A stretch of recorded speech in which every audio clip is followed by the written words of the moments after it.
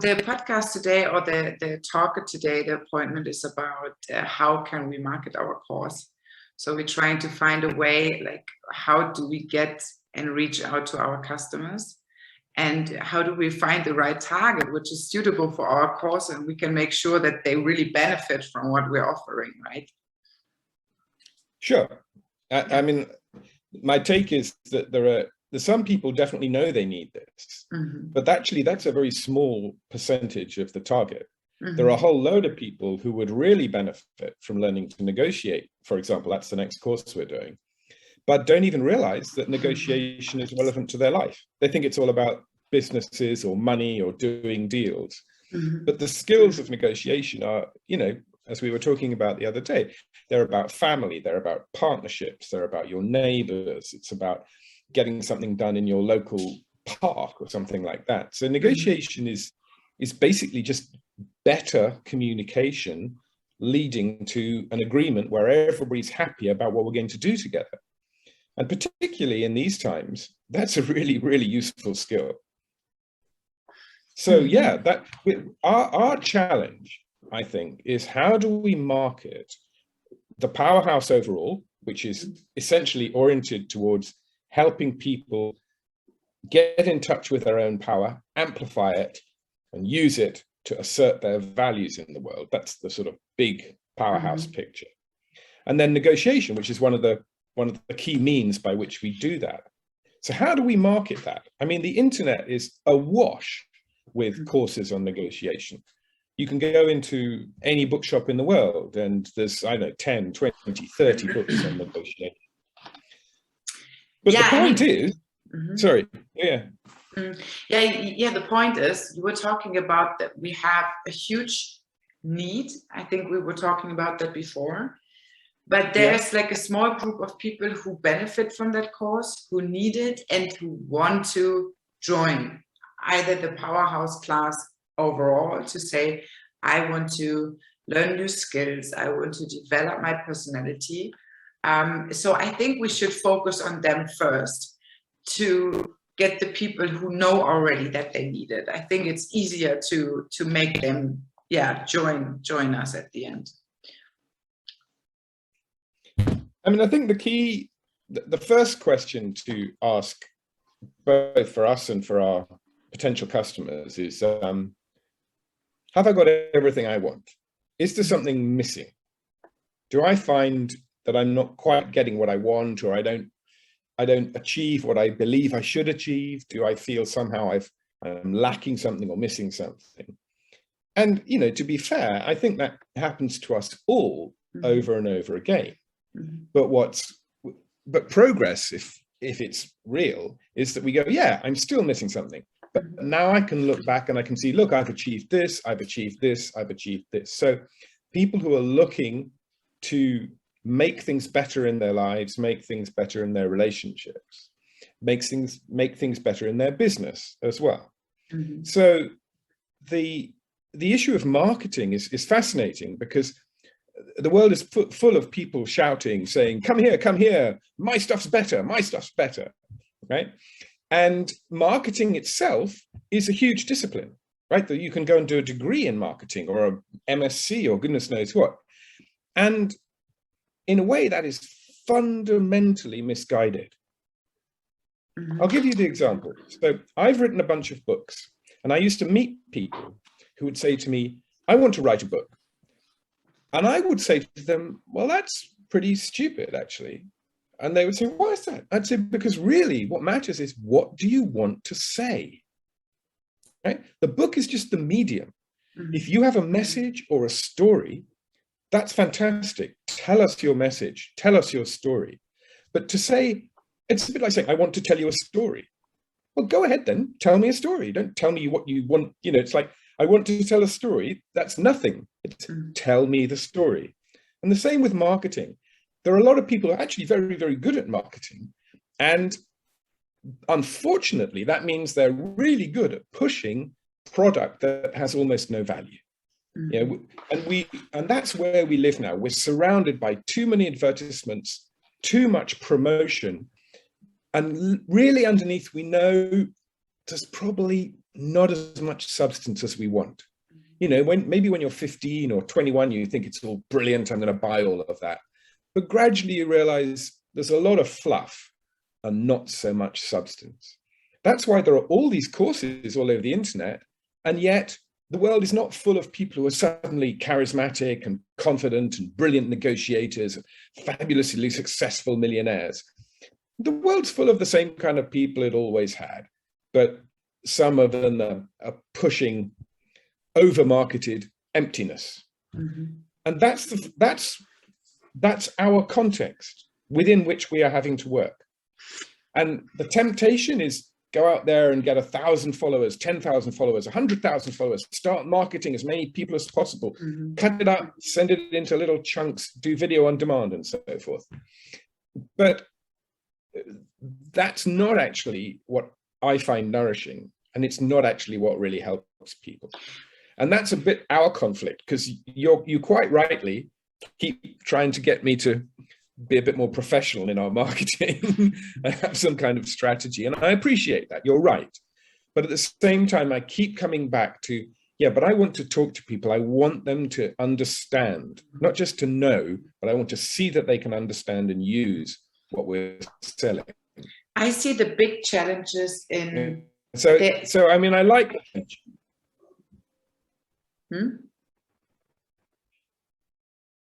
Yeah? Carry on. I see the big challenges in the way other courses are marketed. So they do marketing for other courses.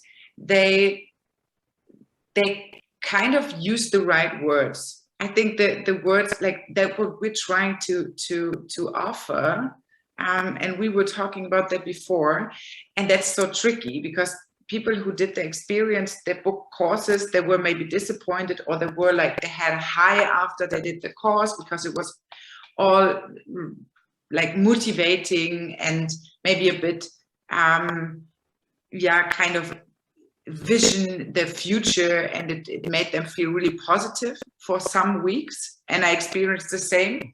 And then after some weeks, you fall into this, you fall back again into your old habits and into your old emotional state, and you feel like there's something even, I don't know if you say that, even wronger with me, like even worse than before, because you've been there now. And why does it kind of pull you back after a couple of weeks down to like even worse from where you came from?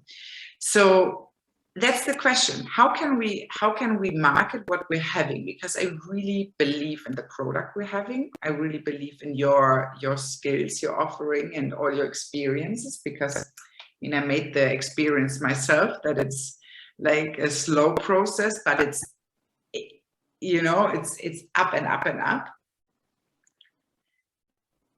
How do we? It's difficult. Yeah. How do we make sure that people understand this time it's different when they're talking about turning emotion into power, being more successful, being more confident, all these words which are true. I think it's true for the courses we're offering and the goal we're having for the powerhouse. It's really difficult, Leah. I mean, I feel that's why I like to work face to face. And even though, you know, nowadays at the moment we're having to use Zoom, that's why I always want to do live events, not just record something. So, you know, this is a conversation. Hopefully some people will listen to it. But the reality is that when we talk to each other, even on Zoom, we get some kind of feedback. I can sense whether you're drifting away, you're not very interested, or really whether what I'm saying has value. I have to hear myself. I have to pause a little bit and think, what can I say that is true and also, if you like, fits this moment? Now, the alternative, you know, the clever marketing alternative is to scoop you up in my enthusiasm, to say to you, hey, Leah, the thing that you really need to know, there are 3 things you need to know that are going to totally change your life. And number 1 is you're going to have confidence. And number 2 is you're going to have persistence. And number 3 is you're going to believe everything I say. Okay, so, and this can catch people, you know, to begin with, it's kind of exciting and they're going, wow, he's got some kind of charisma there, hasn't he? Or some power, or at the very least, some kind of self-importance, you know. And they go, well, I wish I could do that, right? Mm-hmm. Of course, we can all learn to do that, and it can be quite fun. There are even times when that kind of woof thing has its value. But unless it connects to the center of you, it evaporates. Mm-hmm. That's why the course that you did, that you really felt lifted up by, you were excited by, you really had felt it had changed you, then a month later, it's all gone. Because it really needs to connect on the inside. You need to make those internal connections. And whatever I have to say, it has to be relevant to you. Mm-hmm. And I can only tell that when I'm working with you. You might be kind of staring away out the window and going, oh, what was that? Right? I've lost you. Now, that's not your fault, right? I'm your teacher. I should be paying attention. And if I'm boring you, I've done something wrong. But I can't tell that if I'm on a video, right? I have to work with you. And even in a big room, even when you're teaching, you know, 200 or 300 people, which is a whole new scale, right, of intention, even there, it really matters to feel the audience, to pay attention to that new channel of connection that you create when you have a big audience that you're working with. Now, there are some people who are very, very good at this. They're not all teachers. Some of them are actors. Some of them are politicians. Actually, very few of them are politicians these days, but they used to be. But there are people who have those skills of communication. And when it works well, we don't notice just how wonderful it is. A lot of the time, we put up with people who look as though they're interesting, but actually aren't. You know, who say things that sound plausible, but don't really connect. And we think, oh, it's our fault. Mm-hmm. And so when I'm working, you know, on our More Energy, More Success, More Often course, and on the negotiation course, I'm actually working with people. Like right now, I'm talking to you, but when I'm teaching, I'm working with people. And I have to make a real effort to connect to those people. Now, I don't get it right 100% of the time, of course not. No one's that good. But at least I'm aware I'm trying to do it. I'm not reading a script. I'm not saying, oh, today we're just going to do these 7 exercises. So to get back to the point, there's the challenge around teaching, but actually it's the same challenge around marketing. In marketing, everyone's looking for a snappy slogan, a quick slogan. Negotiate to the top. Oh, that sounds great. You know, access your power. That sounds great too. You know? And those slogans certainly do a lot of work, but unless there's something of value behind it, personally, I'm not interested. But our challenge, and it's a very, very big challenge, is to tell people, yes, we have got these slogans, but underneath it, there's a great deal more. Mm-hmm. We have to talk to people who know, yes, there could be more. Mm-hmm. I really could change the way I am. I could, you know, I might be used to feeling, well, I'm never going to be top of the class, or I'm not good at public speaking, or I'm too nice to negotiate, or, oh, I would never challenge a fixed price, or I can't argue with my mum, I couldn't contradict my dad, or, you know, I'm frightened my partner would leave, I'm not going to have an argument or even a discussion with them. All of those are very ordinary, very limiting beliefs. And when we learn to negotiate, they don't evaporate, they don't disappear, but we learn to bring our attention to them and to say something else as well, so that we have an alternative. One part of our head, one part of your head might say, oh, I must never argue with my mother. Another part might say, well, I'm just going to open a conversation with her about something we disagree about and see what happens. And little by little, we have these different ways of talking to each other. We don't get rid of any of those negative possibilities. We just add to them a set of positive possibilities.